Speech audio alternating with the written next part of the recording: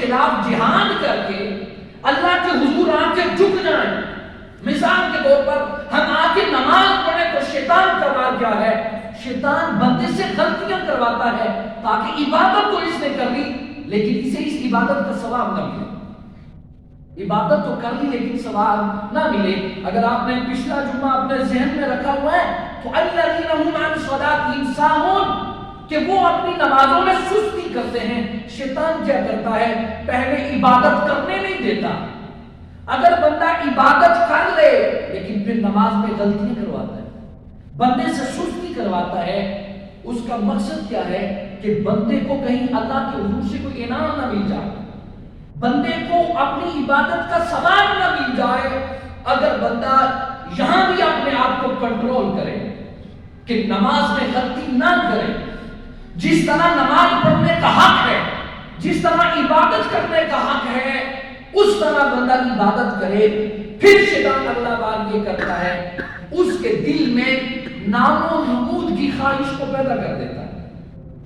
اور یہ وار سب سے سخت وار ہے. بندہ نماز پڑھتا ہے, بڑی کوشش کر کے پڑھتا ہے, نماز بھی صحیح طریقے سے ادا کرتا ہے, نماز ادا کرنے کے بعد شیطان یہ وار کرتا ہے, بندے کے دل میں خواہش یہ پیدا ہوتی ہے کہ میں اتنی مشکل کے ساتھ نماز پڑھ رہا ہوں تو جے میں نماز پڑھتے ہیں دو چار بندے دیکھیں ہی نہ تو میری نماز کا کی فائدہ. ریاکاری اس کے دل میں ڈال دیتا ہے.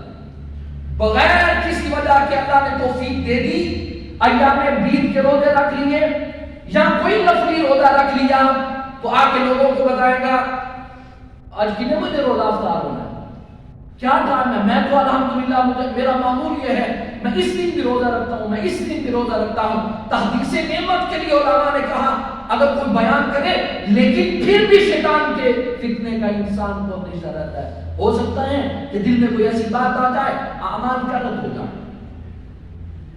اپنے منہ سے میاں مٹھو بن کے انسان اپنے اعمال کو ضائع کر دیتا ہے. حقیقی کامیابی عبادت کر لینا صاحبو اللہ کا بہت بڑا فضل ہے. نماز پڑھنا پروردگار کا بہت بڑا انعام ہے بندے پر. روزہ رکھنا بہت بڑا انعام ہے. زکات دینا, حج کرنا, ساری عبادتیں کرنا پروردگار کا بہت بڑا انعام ہے.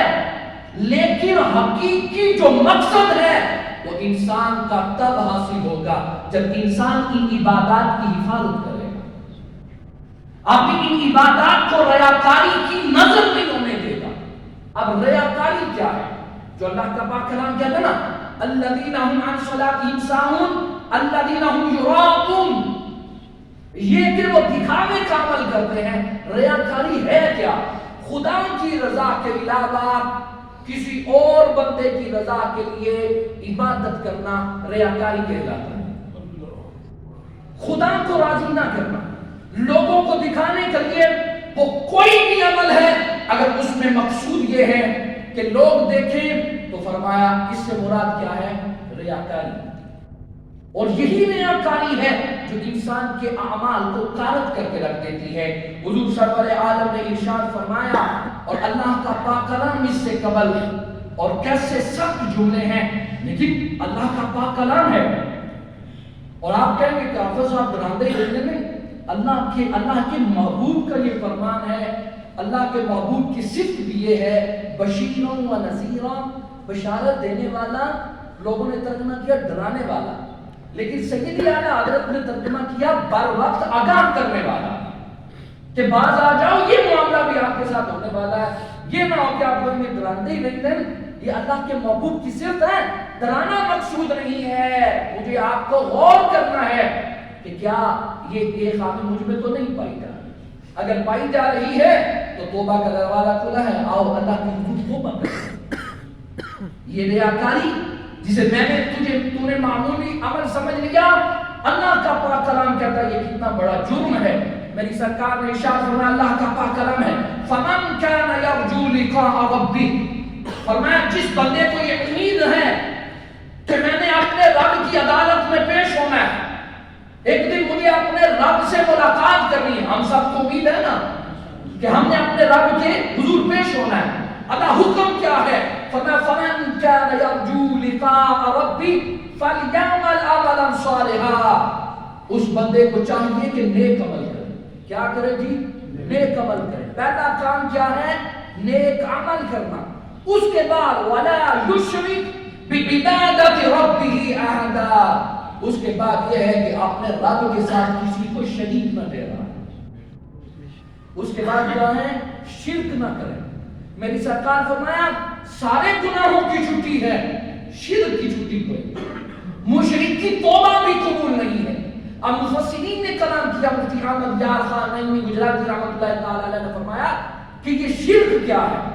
فرمایا عمل صالحہ کے بعد یہ جو اللہ شرک کا فرما رہا ہے، فرمایا اس شرک سے مراد ریاکاری ہے، لوگوں کو دکھانے کے لیے عمل کرتا ہے. ایک دن حضور سرور عالم نور مجسم شفیع معظم صلی اللہ علیہ وآلہ وسلم نے ارشاد فرمایا مجھے تم اپنی امت کے متعلق فرمایا مہاراج تم سے مجھے شرک اکبر کا خطرہ نہیں ہے کہ تم خدا کی عبادت چھوڑ کے کسی دوسرے کی عبادت کرو.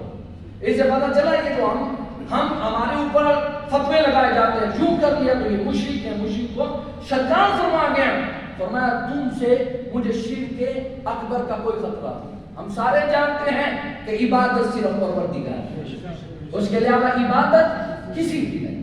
فرمایا کہ تم پر شرک اکبر کا خطرہ نہیں ہے، مجھے اندیشہ یہ ہے تم کہیں شرک اصغر کے عادی نہ بن جاؤ، تم شرک اصغر نہ کرنے لگ پڑو.